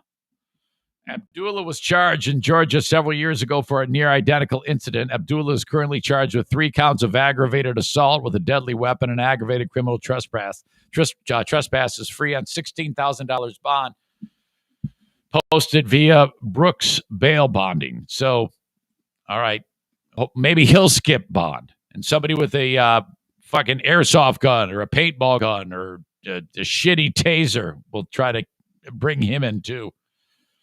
What a racket. Take a look at this guy. This is who we're dealing with here. Hang on a second here. This is the dude who actually looks, pretty badass here in this image. But that's him. Matador Recovery. He's got the tactical vest, his little lanyard, and his walkie-talkie, his Nokia, whatever that is. And bail enforcement bounty hunter. Did you ever see that movie Midnight Run with Robert De Niro? It was Robert De Niro and Charles Grodin. That movie, I freaking loved that movie. Oh, my God. And it also starred the guy who played in Beverly Hills Cop, who played Taggart, the cop, who like punched Eddie Murphy in the stomach. He was in that too. He's the fellow bounty hunter. Love that movie. Great film. Saw it with Diana. One of our favorites. So that dude's in trouble. Unbelievable. All right. Hey, if you're a business owner, I would love you to be on the Eric Zane Show podcast. Just reach out to me, eric@ericzaneshow.com, and we can make that happen. Okay? All you have to do is send me an email on the Shoreliner Striping inbox, and I will tell you how it works. Okay? eric@ericzaneshow.com on the Shoreliner Striping inbox. Gift of Life Michigan. Thank you to them for letting me talk about the initiatives that they have in trying to get people to donate organs. You can't take it with you. And in the event that something happens and you do go up to the Rainbow Bridge and see baby Jesus and St. Peter at the pearly gates, you can't take that stuff with you. Okay. So if you could, please think about filling out your donor card through Gift of Life Michigan. You could potentially save 8 lives and improve the lives of 75 more people through Gift of Life Michigan. Thank you very much. A&E Heating and Cooling. It's time. It is time for the AC tune-up. Call Joe as soon as you can. Don't forget about it. Don't blow it off. You have my permission to stop the podcast and reach out to him right now. 616-516-8579 for A&E Heating and Cooling. Sign up and get the AC tuned up. Or if you're thinking about a whole new install, retrofitting the house, or maybe you've got new construction going on, maybe something for the business, A&E Heating and Cooling. Online at aeheatingcooling.net. All right. Anybody here smoke menthol cigarettes? I don't know what's going on here. First of all, my thought on this is, if the Food and Drug Administration is so worried about people's health, why in the world are cigarettes a thing in the first place? Seriously, at the end of the day, it is all about money.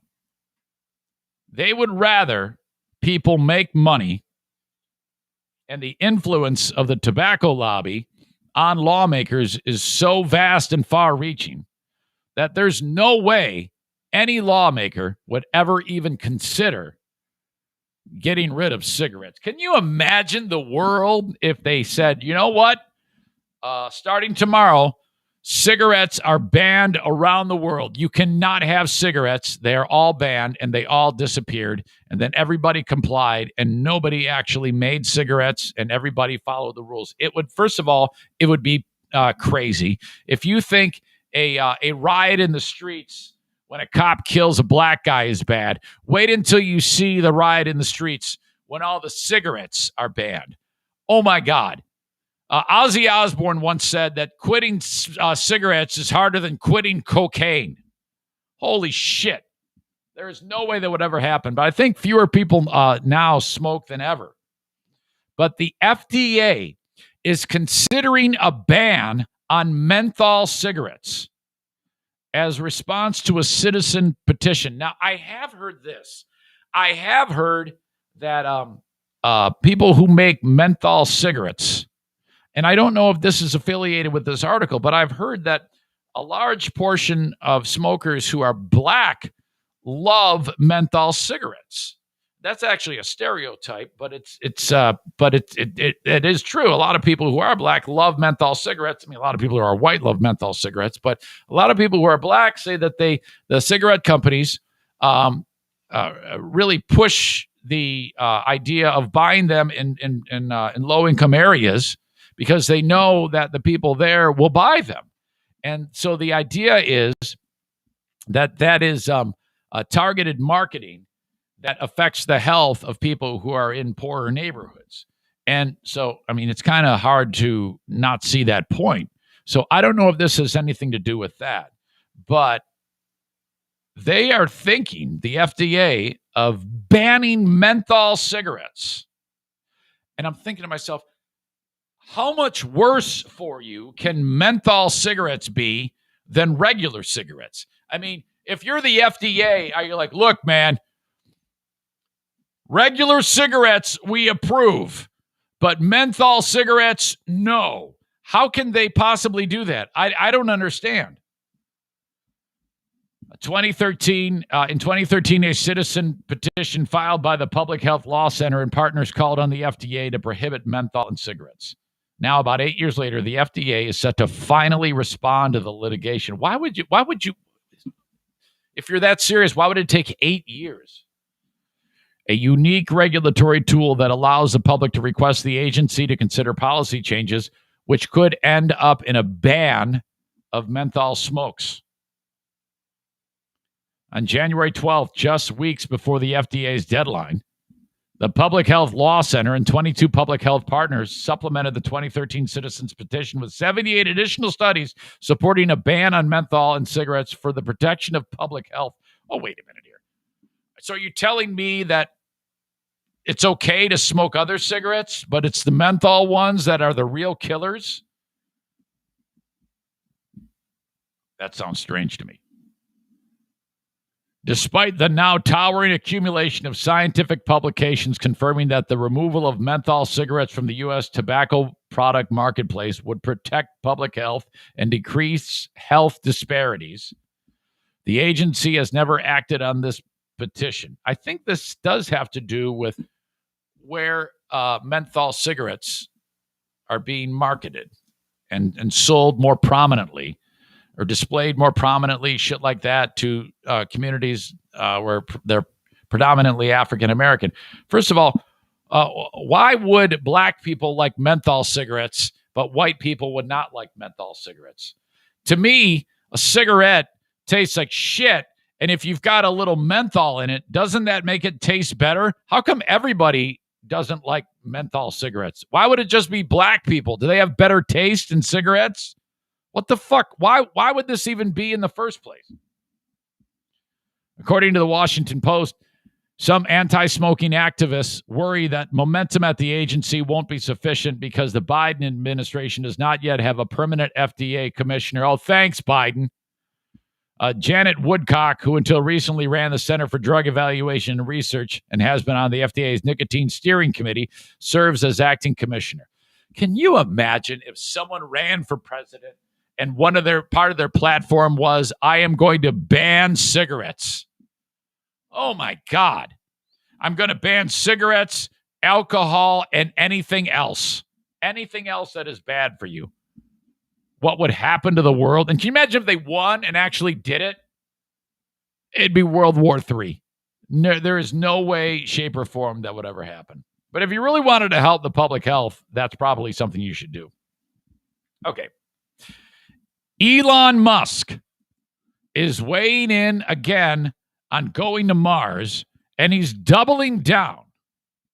I found this headline to be incredible. First of all, if you go to Mars, right now, there is no return trip home. And outside of landing a rover on there that has a stupid helicopter to get cute pictures of dirt and send, I'm getting a little bit sick of the Mars shit, and here's why: because the pace at which we're getting to a spot where we can actually colonize Mars is so incredibly slow. Elon Musk will be dead 10 times over when we ever have the opportunity to do something like this. So basically, he's going to have to brainwash somebody, probably a kid of his, and convincing the kid that this is the way to go, and here, take all my money and continue to further this research so that we can fly all the way to Mars, build a base, build a launch pad, somehow make it so we can create fuel there through whatever process, and then fly all the way back. Right now, we can land a thing with a parachute and then fly a stupid drone around for 2 minutes at a time and see the pictures, and we all go apeshit because the stupid drone is flying. you're telling me that in short order you plan on doing all those things that I just said? That sounds ridiculous. Let alone the fact that there's no shielding from the cosmic rays. There's no air to breathe. You got to build a shelter. You got to build something to pipe. You got to bring up the oxygen until you can set up a device that creates oxygen perfectly. And then there's the food issue. And then there's the issue of, oh my God, if you launch anything to Mars, you realize it's going to take months to get to Mars. Okay? By the time that a human is descending to the Martian atmosphere, all that's going to be left in the capsule is going to be bags of bones, because anyone who's in the capsule, they're going to kill each other because they're going to go crazy. Imagine that. You're flying for months, hurtling through space with nothing to fucking do in a room that's as big as this dormer. Holy shit.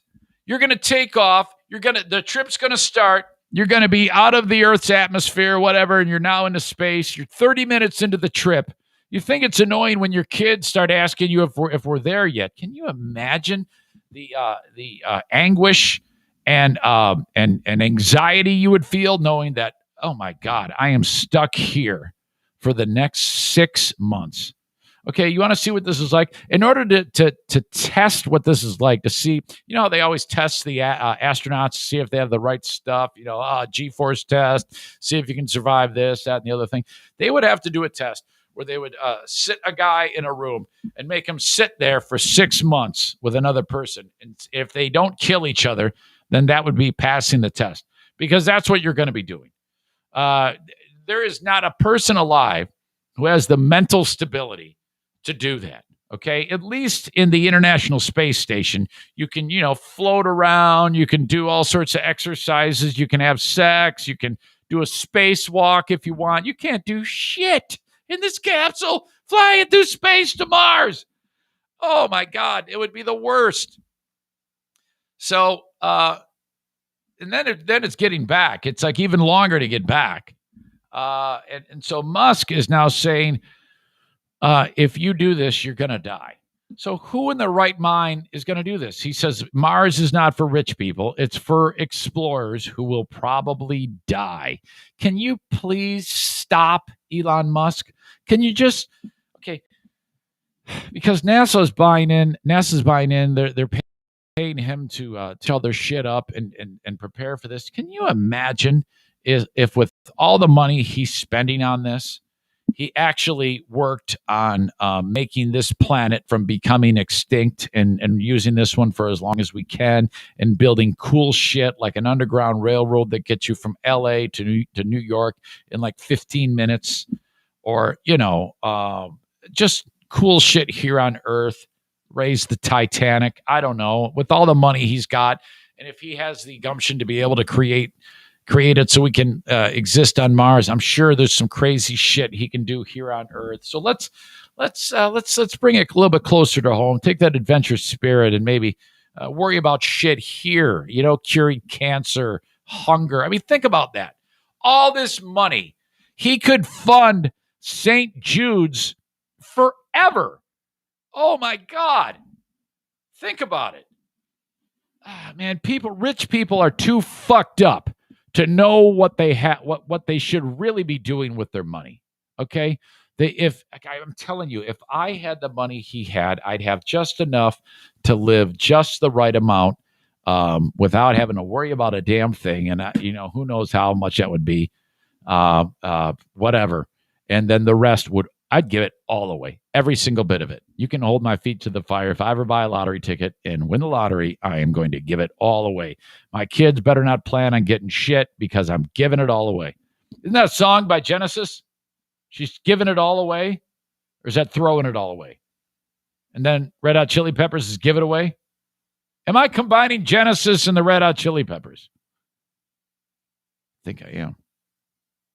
I got a list for the Insane Asylum from Bob Q. I actually got 2 lists from Bob Q. I did the first part of his list a couple of weeks ago. It was great. I listened to the second half of it, and it was horrible. I can't use it. I listened to all the songs, and Let's see it. You get a sense for it right here. It's rough. He was concerned about his list.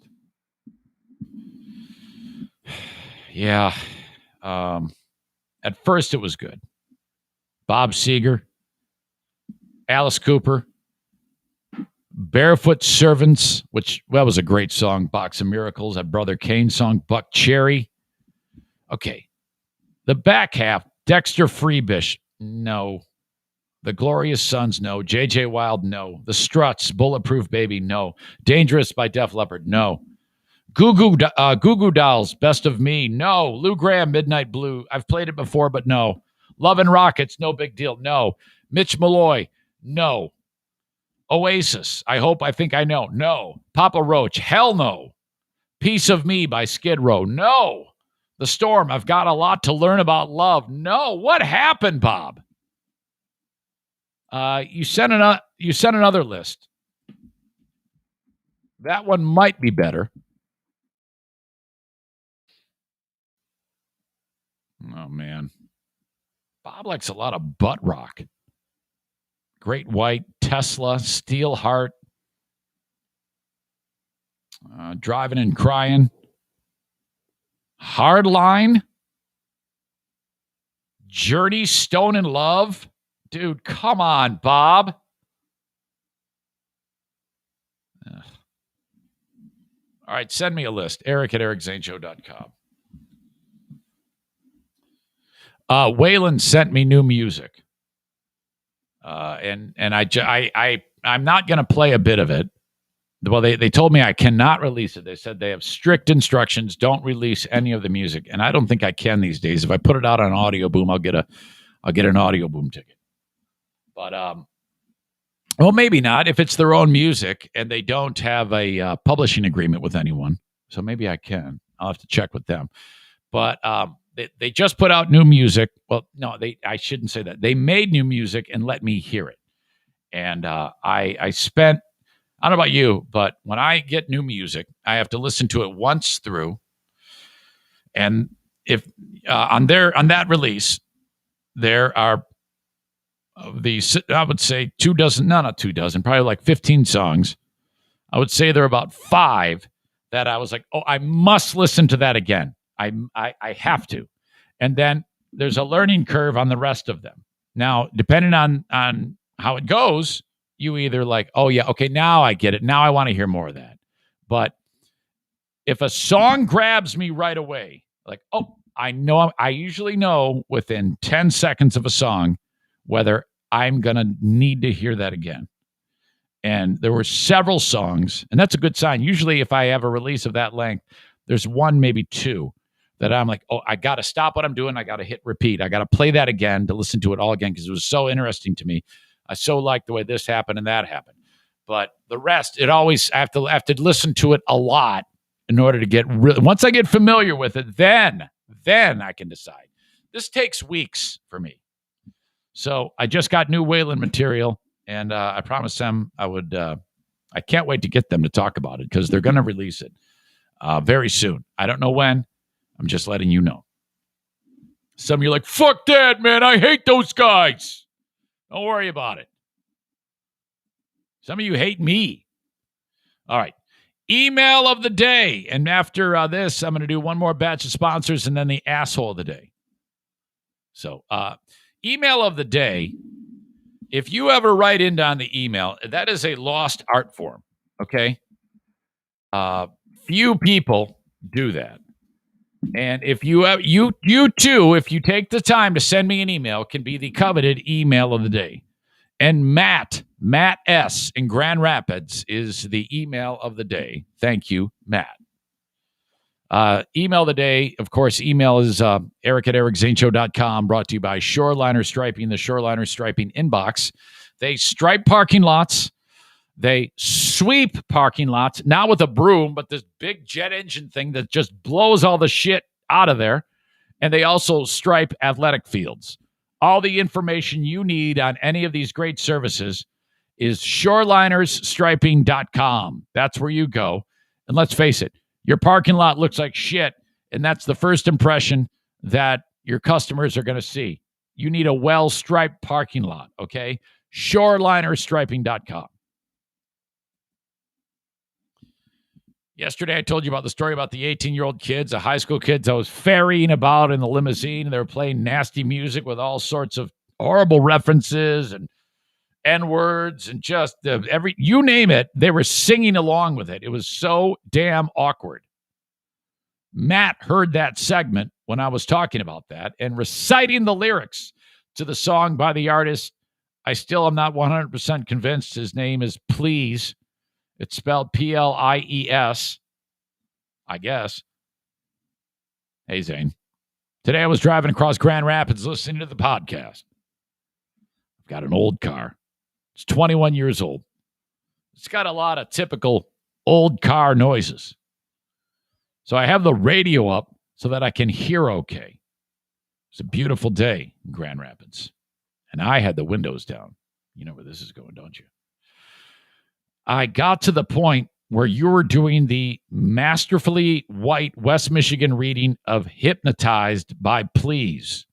Suddenly, you got to the line, and I didn't say the N-word. I said N-word. Every N-word in here scoping. And I said it like that. Every N-word in here scoping. And then Matt writes, I suddenly became very aware of where I was.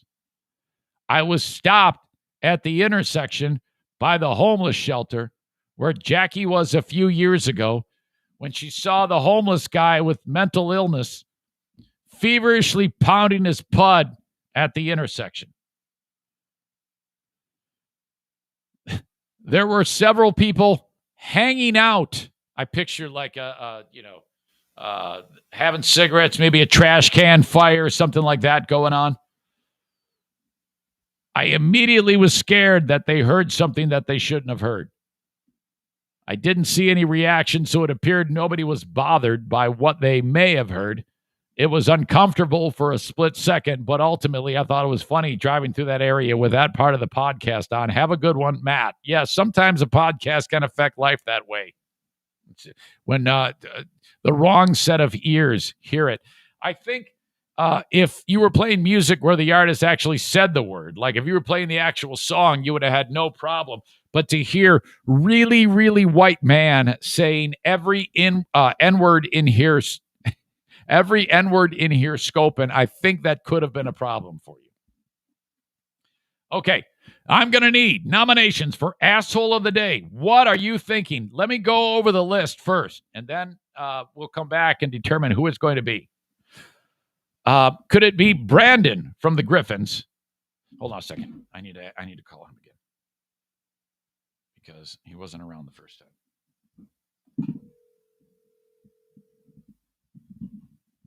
He had to have. Mr. Zane. Hey, how are you, Brandon? You're on the podcast. How are you?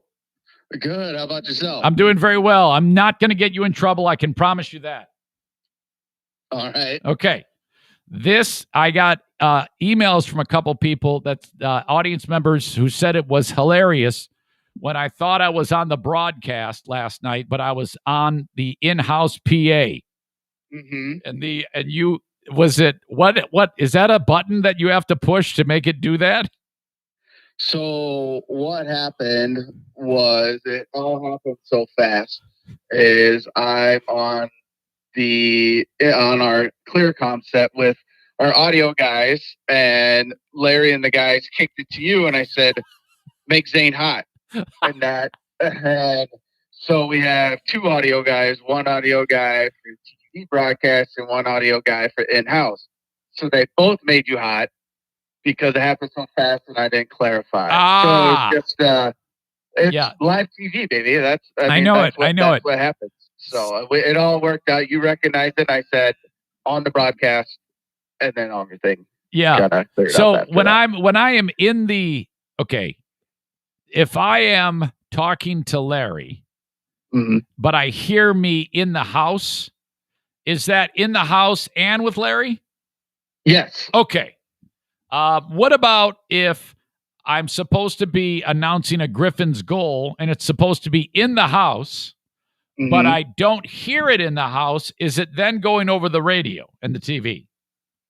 No, that is just human error where I say it's happened the first couple games the first game we had you announcing goals in house. We were kind of figuring things out in the back end. Yeah. But now I'm clear on saying make Zane hot in the house. Okay. So you got it. Yeah. And then you are sometimes our audio guy Steve on the TV broadcast will kind of turn you up and down subtly, just depending on what the guys are talking about on the broadcast. Okay. So the viewers at home can hear you. You are hot in the house, like when we do prior to the periods, when you do your normal pump the crowd up, pump the viewers up, we do pump you into the TV broadcast subtly. You're obviously more hot in the house than on TV because we don't want to blow people's ears out watching it. I often wondered about that because I'm telling everybody, hey, let's get fired up. And I can still hear Larry and Knuble and Lou talking. So it's just kind of like more subtle then, right? Yeah, it's more subtle. And those guys are great on picking up and their monitors. Like, obviously, we show you on the screen.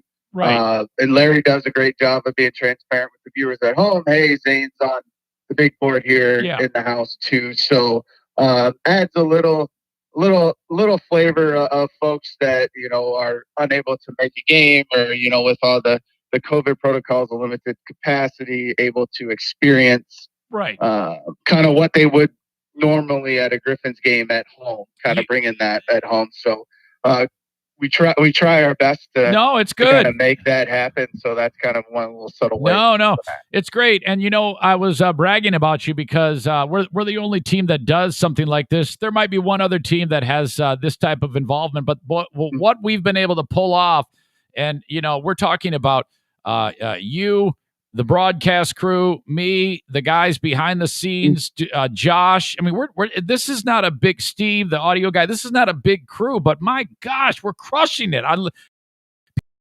People love the going off a little bit with the unfortunate situation that happened with Bob Hazer, because he was going to kind of be take the lead, right? And then everything happened, and it took us a couple games to get our feet under us, and now we're clicking on all cylinders, and what we've been able to pull off. I mean, kind of everything that's going on with the world we live in today. Right. It's amazing, and to your point, I think there's maybe two teams that I know of that come close, and Henderson Silver Knights, the new AHL team out in Vegas area. But they're using all of the Vegas Golden Knights team. Yeah. So they're all under one umbrella. So that's kind of, I guess, parallel to us. But in terms of kind of what we're providing the fans, we're not perfect, but from the budgetary and the personnel that we're working with and what we're pulling off is truly amazing. And I'm glad to hear that the folks are enjoying it at home, because that's the end goal is to bring Griffins hockey to people's homes right now, because realistically, outside the 750 folks that are in the building, that's the only way the mass majority of our fan base can experience our product right now. And who appreciates it the most? Because a lot of these guys are really young guys, except for Lashoff, who's like 56 years old. But all these young players, their moms and dads watch. These are 19 and 20-year-old guys. Their moms and dads watch from all over the world to see their kids play on TV. Yeah, and that's the fun thing too, right? And when you go back to challenge, I guess with the challenge, but also fun part is find the storyline, right? Like at the beginning of the year, Riley Barber was lighting it up, so we wanted to introduce fans to him. But as the season progresses, right, like a lot of the fans obviously know our long tenured guys, but these new guys, right, it's trying to highlight them because what they're doing out there is amazing right now too, is trying to highlight them and trying to find that proud parent moment or proud family moment or proud friend moment too, right? Like, trying to educate everybody on every guy that we have on the team, because it's fun to see all the guys from different backgrounds and their stories and how they progress from game 1 to, game now. Geez, I think we're almost game 20 the full season. So it's flying by, but yeah, that's one of the fun parts to see and kind of see where people are watching from with AHL TV too. All right, man. I'm going to cut you loose. It's always good hearing your voice. All right, man. I appreciate it, Zane. We'll see you tomorrow. All right. I'll talk to you. See you, man. Bye. That's Brandon from the Griffs. This is the guy behind the scenes. Tio writes, this is a super long explanation for pressing a wrong button. It kind of turned into an interview, so shut up. And Brandon, he's notorious for being, he has the Kenny virus. So there is no short conversation. You're running into somebody like that. You're just kind of like, okay, cool. I got it. Let's wrap it up. Nominees, asshole of the day. The reason why I brought Brandon in is because I was going to nominate him for asshole of the day. That was the point of that. But he cannot get a nomination when he explained to me. I am a nominee for trying to convince Diana she's got cancer. I think I want to nominate the assholes in the Miami Terminal Airport fight. But man, that was great. Yeah, I guess so. Yeah, those guys. I mean, you can't. I don't like that. I don't like it when people fight that way. When someone goes down and you continue to hurt them. So anybody involved in the Miami Airport fight, the Miami Airport fighters, the Nashville Bounty Hunter, the WWE, the FDA for banning menthol cigarettes or not banning all cigarettes, Elon Musk for wanting to go to Mars and doubling down that we're going to go to Mars. I think I know who the asshole of the day is. I think I know. I've made a case for every one of these, but I know what you guys are going to pick for asshole of the day. You must vote now on the live stream. Who is it going to be? Eric, the Bounty Hunter, any of those, okay? Brandon for talking too long. Perhaps it could be Brandon. No, that's the only...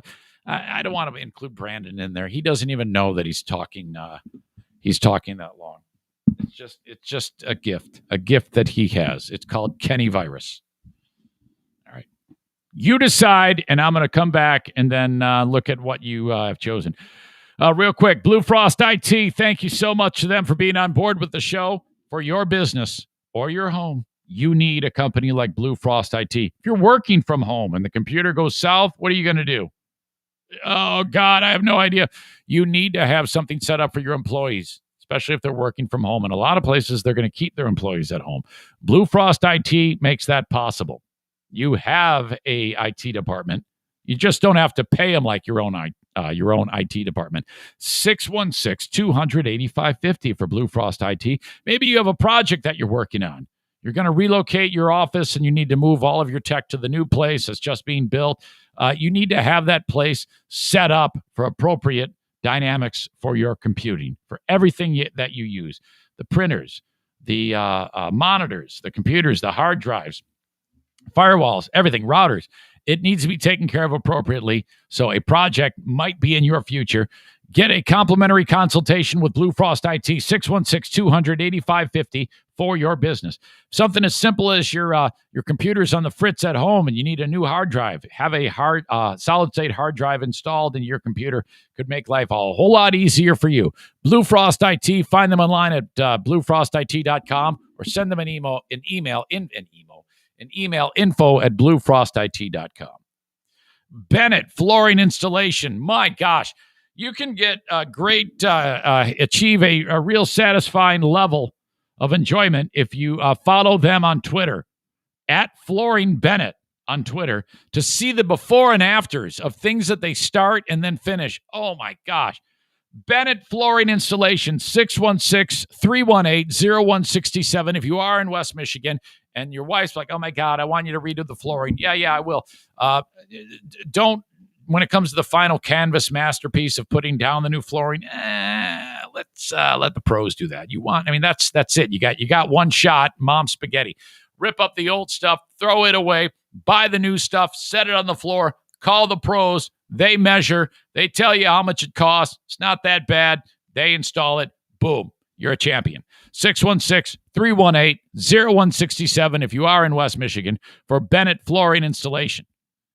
If you're too far away, you're not going to make the cut. They're going to be like, it's far away. All right, you might have to pay us extra. You might have to pay for gas. Ask them, okay? They have traveled farther for Zaniacs. I know that. Thank you to my friends at Bennett Flooring Installation, online at bennettflooringinstallation.com. Last but certainly not least, increase the entertainment value when your friends come over by having cornhole boards with something that is synonymous with you. If you're a Detroit Tigers fan, reach out to Cornhole America and say, this is what I want put on there. Okay? You can do that. They can put anything at all onto a set of cornhole boards. cornholeamerica.com. If you just want the standard run-of-the-mill boards that have their own logo on it, that's going to be your best value. It's going to be a little bit more if you want your own logo put on it, okay? But these are high-end quality, anything but cheap, the best in the business, cornhole boards. They're so intricate, you can even decide what you want on the inside of the bags. Actual synthetic BBs, plastic BBs, I think they're called, I have no idea, pellets, or corn. He has a big fucking box there full of corn. You can put that into the bags. It's up to you how you, because some people who are really good at it, they have preferences, how they want their bags to feel. Some people like throwing real corn bags. That's the level of professionalism you're going to get with Cornhole America. Online at cornholeamerica.com. N says foam pellets. They're made from foam. Do you know that? I don't know. Well, anyway, it's something great. Brandon gets a nominee for being a bad button pusher. No, there's no way Brandon's going to be the asshole of the day. Airport Fighters. Elon. No, Elon is not getting a nomination. Jason writes, Elon is a visionary, and if he gets me good internet, I will be very grateful. Bounty Hunter gets an asshole of the day from the beautiful Emerald Country of Ireland. No, I take it back. That is not the. That is from Dirk. I thought that was our pal in Ireland. The name escapes me. We got to come up with a better nickname for that guy. Principled Uncertainty. Dirk says the people that were he says the bounty hunter. Okay, who is it going to be?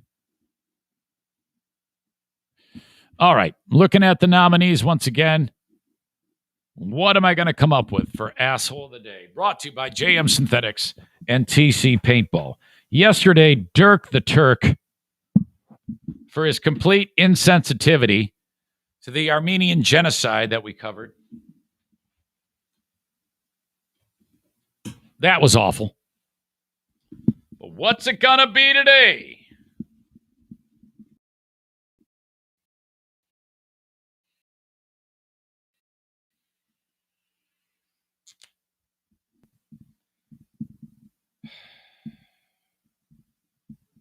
Writing.